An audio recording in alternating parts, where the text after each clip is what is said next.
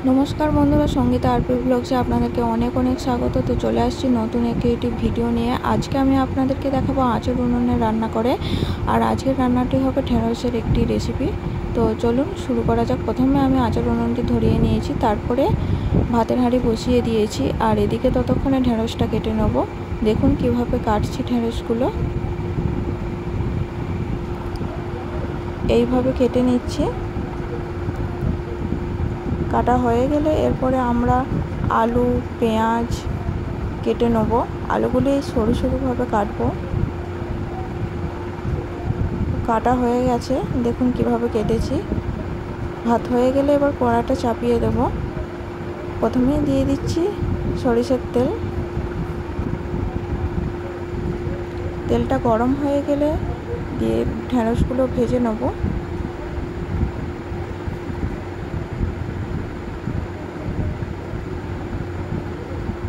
ঢেঁড়সগুলো ভালোভাবে নেড়েচেড়ে ভেজে নেব।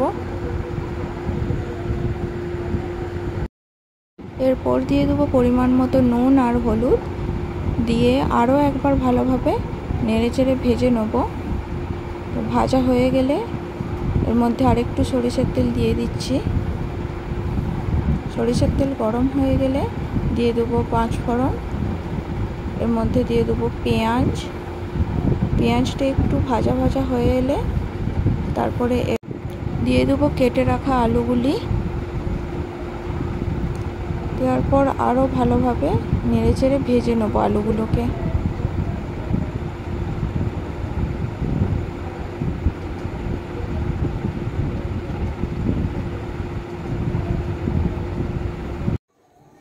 এরপর এতে একটু নুন দিয়ে ভালো করে নেড়েচেড়ে নেবো। তারপর দিয়ে দেব কেটে রাখা টমেটো। টমেটোটা দিয়ে আরও একবার ভালোভাবে নেড়েচেড়ে নেব। ভালোভাবে ভাজা হয়ে গেলে এর মধ্যে দিয়ে দেবো হলুদ গুঁড়ো, লঙ্কা গুঁড়ো আর আদা সর্ষে বাটা।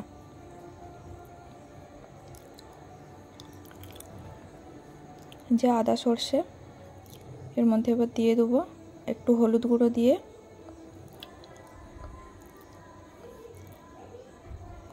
সমস্ত মশলা দিয়ে ভালো করে এটিকে কষিয়ে নেব।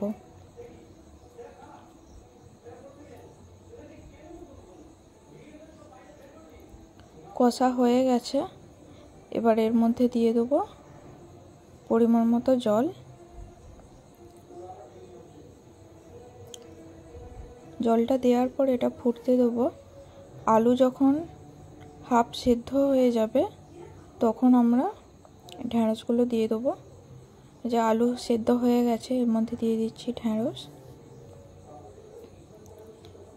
ভালো করে আরও কয়েক মিনিট ফুটিয়ে নেব।